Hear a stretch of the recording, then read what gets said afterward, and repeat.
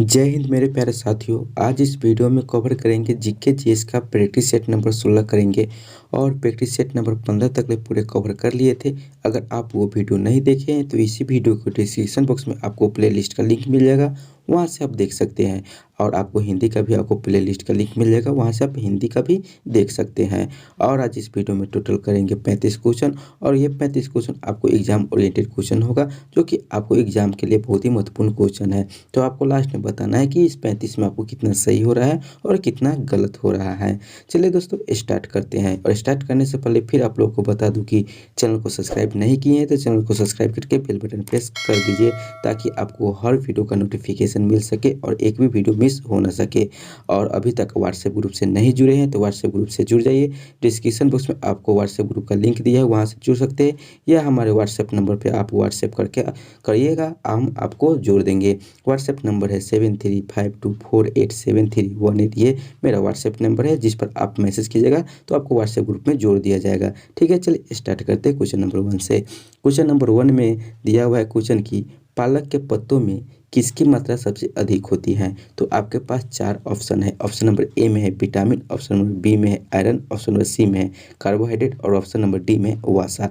दोस्तों आप लोगों को जिस क्वेश्चन का आपको आंसर आता होगा कमेंट जरूर कीजिएगा। जैसे कि आपको ये 1 नंबर क्वेश्चन है तो 1 लिखना है, उसके बाद ए होगा या बी होगा या सी होगा या डी होगा, ऐसे करके आपको कमेंट करना है वीडियो को रोक करके। ठीक है, और लास्ट में आप टोटल आप कमेंट कीजिएगा कि कितना सही हुआ है। ठीक है, तो बात करते हैं इसका आंसर के बारे में। तो पालक के पत्तों में सबसे अधिक मात्रा होती है तो ये आयरन की मात्रा होती है अधिक। ठीक है, जो ऑप्शन नंबर बी दिया है इसका राइट आंसर हो जाएगा।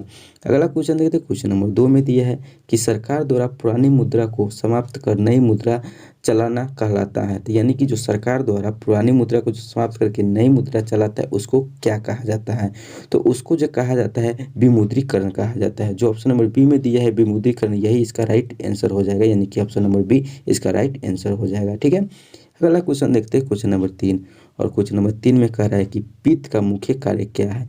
जो पित्त होता है इसका मुख्य कार्य क्या है। तो ऑप्शन नंबर ए में दिया है कि वसा का एंजाइम द्वारा पाचन, ऑप्शन नंबर बी में दिया है कि उत्सर्जित पदार्थों का निवारण, ऑप्शन नंबर सी में दिया है कि प्रोटीन के पाचन का नियंत्रण, ऑप्शन नंबर डी में दिया है कि पाचन तथा शोषण हेतु वर्षा का इमल्सन करना। तो इसका right answer option number D हो जाएगा, जो पाचन तथा शोषण हेतु वर्षा का इमल्सन करना। ठीक है, इसका right answer option number D चला जाएगा। अगला क्वेश्चन है क्वेश्चन नंबर 4 की बात किया जाए तो 4 में दिया हुआ है कि सौर मंडल का सबसे कम घनत्व वाला ग्रह कौन सा है। यानी सौर मंडल में जो सबसे कम घनत्व वाला ग्रह है वो कौन है। तो यह जो शनि है जो सबसे कम घनत्व वाला ग्रह है। जो ऑप्शन नंबर सी दिया है ये इसका राइट आंसर हो जाएगा। ठीक है, अगला क्वेश्चन देखते हैं। Question number 5। क्वेश्चन नंबर 5 में कह रहा है कि सूरत किस नदी के तट पर अवस्थित है। तो यह जो सूरत जो अवस्थित है, जो ऑप्शन नंबर सी में दिया है ताप्ती, ताप्ती नदी के तट पर अवस्थित है सूरत। तो ऑप्शन नंबर सी इसका राइट आंसर हो जाएगा। ठीक है, क्वेश्चन नंबर 6 देखते हैं। क्वेश्चन नंबर 6 में कह रहा है कि पृथ्वी पर दिन और रात होते हैं। यानी कि पृथ्वी पर दिन और रात क्या होते हैं। तो ऑप्शन नंबर ए में दिया है कि दैनिक गति के कारण होते हैं, ऑप्शन नंबर बी में दिया है कि वार्षिक गति के कारण होते हैं, ऑप्शन सी में छमाही गति के कारण होते हैं, और ऑप्शन नंबर डी 3 गति के कारण होते हैं। तो पृथ्वी पर जो दिन रात होता है यह दैनिक गति के कारण होता है। जो ऑप्शन नंबर ए दिया हुआ है यह इसका राइट आंसर हो जाएगा। अगला क्वेश्चन देखते हैं क्वेश्चन नंबर 7 में। और क्वेश्चन नंबर 7 में दिया हुआ है कि विंध्याचल और सतपुरा पहाड़ियों के बीच से होकर बहने वाली नदी है। तो यह जो विंध्याचल और सतपुरा पहाड़ियों के बीच से होकर जो बहने वाली नदी है उस नदी का नाम है नर्मदा नदी। जो ऑप्शन नंबर ए में दिया है नर्मदा, ये इसका राइट आंसर हो जाएगा। ठीक है, क्वेश्चन नंबर 8 देखते हैं। 8 में दिया हुआ है कि मोहम्मद गजनबी ने भारत पर कितनी बार आक्रमण किया। तो यह जो मोहम्मद गजनबी ने भारत पर जो आक्रमण किया तो यह 17 बार आक्रमण किया। जो ऑप्शन नंबर ए में दिया है 17 बार, यह इसका राइट आंसर हो जाएगा। यानी कि मोहम्मद गजनबी भारत पर 17 बार आक्रमण किया। क्वेश्चन नंबर 9 की बात करते हैं। तो 9 में दिया कि अगुलहास धारा किस महासागर में बनती है। तो यह जो अगुलहास धारा की बात किया जाए तो यह हिंद महासागर में बनती है। जो ऑप्शन नंबर बी में दिया है हिंद महासागर, ये इसका राइट आंसर हो जाएगा। क्वेश्चन नंबर 10 की बात किया जाए तो 10 में दिया हुआ है कि भारत के स्वतंत्रता संघर्ष के दौरान डेक्कन एजुकेशनल सोसाइटी नामक संस्था की स्थापना किसने की। तो ये जो भारत के स्वतंत्रता के संघर्ष के दौरान जो डेक्कन एजुकेशनल सोसाइटी नामक संस्था की स्थापना की तो यह बाल गंगाधर तिलक ने की। जो ऑप्शन नंबर सी दिया हुआ है ये इसका राइट आंसर हो जाएगा, बाल गंगाधर तिलक। क्वेश्चन नंबर 11 की बात किया जाए तो 11 में दिया है कि फ्लैश फ्लड खाली स्थान से जुड़े हैं, यानी कि फ्लश फ्लड किस से जुड़े हुए हैं, तो यह चक्रवाती तूफान से जुड़े हुए हैं। जो ऑप्शन नंबर बी में दिया है चक्रवाती तूफान, इसी से फ्लैश फ्लड जुड़े हुए हैं, तो इसका right answer option number B हो जाएगा। क्वेश्चन नंबर 12 की बात किया जाए तो 12 में दिया है कि कार्डमम पहाड़ियाँ जिनकी सीमाओं पर स्थित है वह है, तो यह जो कार्डमम पहाड़ियाँ जिनकी सीमाओं पर स्थित है वह है केरल एवं तमिलनाडु। जो ऑप्शन नंबर सी में दिया है केरल एवं तमिलनाडु, ये इसका राइट आंसर हो जाएगा, यानी कि ऑप्शन नंबर सी इसका सही आंसर हो जाएगा। क्वेश्चन नंबर 13 की बात किया जाए तो 13 में कह रहा है कि निम्नलिखित में भारत का कौन सा क्षेत्र मृदा अपरदन से अधिक प्रभावित है, तो यह जो मृदा अपरदन से अधिक प्रभावित है, तो ऑप्शन नंबर ए में दिया है मालवा पठार, ऑप्शन नंबर बी में दिया है उत्तर प्रदेश तराई, ऑप्शन नंबर सी में दिया है आंध्र तटीय क्षेत्र और ऑप्शन नंबर डी में दिया है कि चंबल घाटी। तो यह जो मृदा अपरदन से अधिक प्रभावित है तो यह चंबल घाटी प्रभावित है, तो इसका राइट आंसर होगा ऑप्शन नंबर डी चंबल घाटी।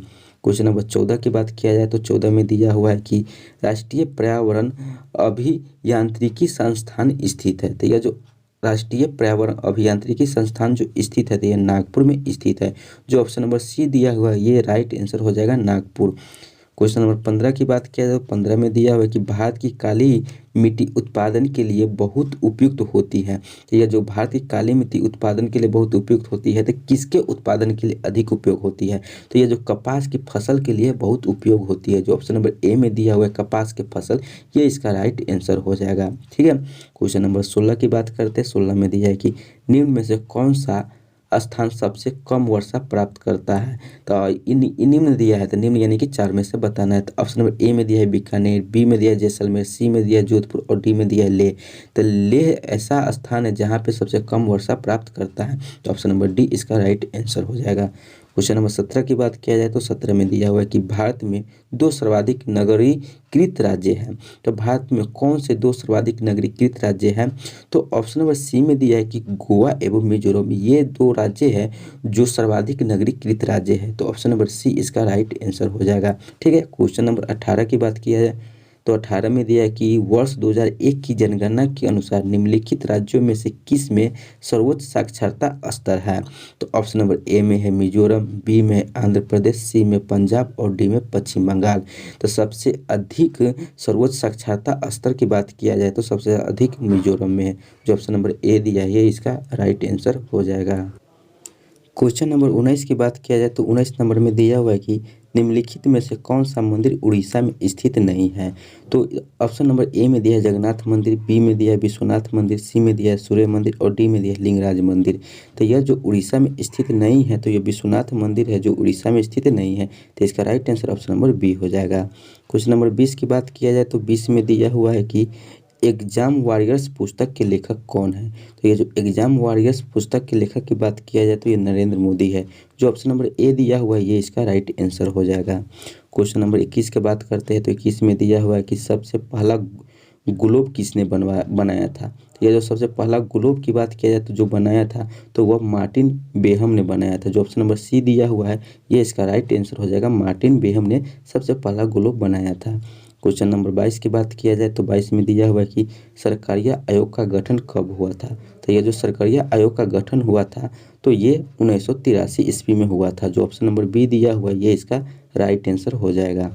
क्वेश्चन नंबर 23 की बात करते हैं तो 23 में दिया हुआ है कि उच्चतम न्यायालय की प्रथम महिला न्यायाधीश कौन थी, तो ये जो उच्चतम न्यायालय की प्रथम महिला न्यायाधीश की बात किया जाए तो यह सुश्री एम.एस. फतिमा बीबी थी। जो ऑप्शन नंबर सी में दिया हुआ है फतिमा बीबी, ये इसका राइट आंसर हो जाएगा, यानी कि ऑप्शन नंबर सी इसका आंसर हो जाएगा।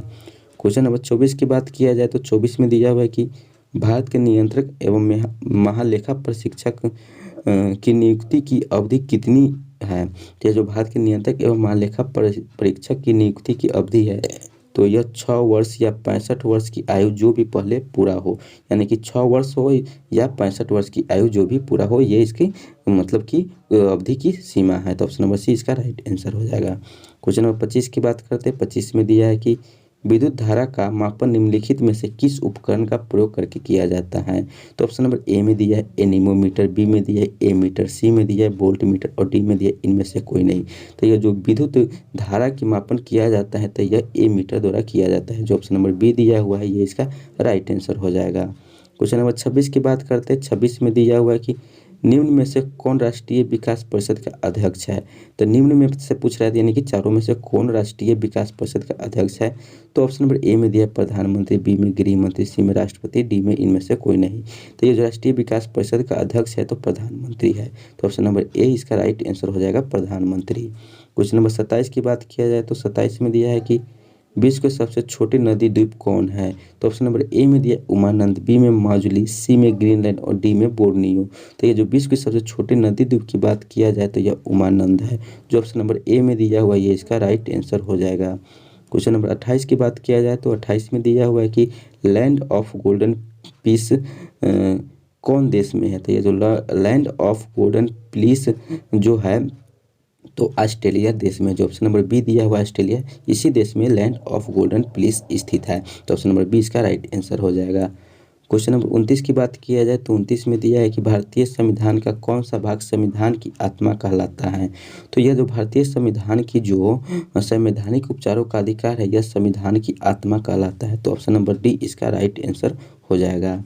क्वेश्चन नंबर 30 की बात किया जाए तो 30 में दिया है हम न्यायिक पुनरावलोकन की व्यवस्था रखते हैं, तो किस में रखते हैं? तो ऑप्शन नंबर ए में दिया है केवल भारत में, बी में दिया है केवल यूके में, सी में दिया है केवल यूएसए में और डी में दिया है भारत और यूएसए दोनों में।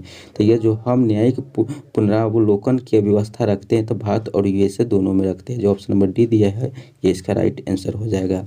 क्वेश्चन नंबर 31 की बात करते हैं तो 31 में दिया हुआ है कि भारतीय संविधान के किस अनुच्छेद के अंतर्गत राष्ट्रपति को अधिकार है कि वह किसी बिल पर अपनी अनुमति रोक ले?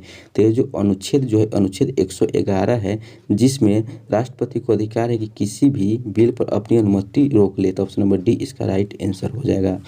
क्वेश्चन नंबर 32 है, 32 में कह रहा है कि पूंजी बाजार से आशय है, तो पूंजी बाजार से क्या आशय है? तो ऑप्शन नंबर ए में है शेयर बाजार से, बी है वस्तु बाजार से, सी है मुद्रा बाजार से और डी है इनमें से सभी। तो ये जो पूंजी बाजार से आशय है तो ये शेयर बाजार से है, तो ऑप्शन नंबर ए इसका राइट आंसर हो जाएगा। क्वेश्चन नंबर 33 की बात करते हैं तो 33 में दिया हुआ है कि रिजर्व बैंक के उस गवर्नर का नाम बताइए जो वित्त मंत्री भी हुए। तो रिजर्व बैंक वह गवर्नर है जो वित्त मंत्री भी हुए, तो वह थे सीडी देशमुख, जो ऑप्शन नंबर बी दिया हुआ है ये इसका राइट आंसर हो जाएगा। ठीक है, क्वेश्चन नंबर 34 देखते हैं। 34 में कह रहा है कि भारत के निम्नलिखित राज्यों में से किस राज्य का समुद्र तट सबसे लंबा है? तो ऑप्शन नंबर ए में दिया तमिलनाडु, बी में दिया आंध्र प्रदेश, सी में दिया गुजरात और डी में दिया केरल। तो यह जो गुजरात है जिसका समुद्र तट सबसे लंबा है, तो ऑप्शन नंबर सी इसका राइट आंसर हो जाएगा। और इस सेट का सबसे लास्ट क्वेश्चन है, यानी कि 35 नंबर क्वेश्चन है। तो 35 नंबर क्वेश्चन देखते हैं। तो क्वेश्चन में दिया हुआ है कि इब्न बतूता भारत में किसके शासनकाल में आया था? तो ऑप्शन नंबर ए में है बहलोल लोदी, बी में फिरोज तुगलक, सी में है गैसुद्दीन तुगलक और डी में मोहम्मद बिन तुगलक। तो यह जो इब्न बतूता भारत में आया था तो ये मोहम्मद बिन तुगलक के शासनकाल में आया था। तो इसका राइट आंसर होगा ऑप्शन नंबर डी, मोहम्मद बिन तुगलक के शासनकाल में इब्न बतूता भारत आया था। तो ठीक है, तो इसका right answer option number D हो जाएगा। तो दोस्तों ये था आपको जीके जिसका प्रैक्टिस सेट नंबर आपको 16। तो इसमें आपको 35 क्वेश्चन करा दिए और 35 में आपको कितना सही हुआ अपना स्कोर शेयर जरूर कीजिएगा, यानी कि कमेंट बॉक्स में अपना स्कोर जरूर टाइप कीजिएगा और बताइएगा कि कितना सही हुआ है। और दोस्तों के साथ भी ये वीडियो शेयर कर दीजिए और अभी तक वीडियो को लाइक नहीं किए तो लाइक कर दीजिए और दोस्तों के साथ भी शेयर करिए दीजिए अभी। और चैनल सब्सक्राइब नहीं किया है तो चैनल सब्सक्राइब करके बेल बटन प्रेस कर दीजिए। और व्हाट्सएप ग्रुप से नहीं जुड़े तो व्हाट्सएप ग्रुप से जुड़ जाइए, जो कि व्हाट्सएप नंबर है 7352487318। ये मेरा व्हाट्सएप नंबर है, यहाँ से आप मैसेज कीजिएगा तो आप व्हाट्सएप ग्रुप में जोड़ दिया जाएगा, या डिस्क्रिप्शन बॉक्स में आप डायरेक्ट लिंक दिया है उससे आप जुड़ सकते हैं। तो चलिए दोस्तों, फिर मिलेंगे अगले वीडियो में अगले टॉपिक के साथ, अगले प्रैक्टिस सेट के साथ। तब तक के लिए जय हिंद, जय भारत।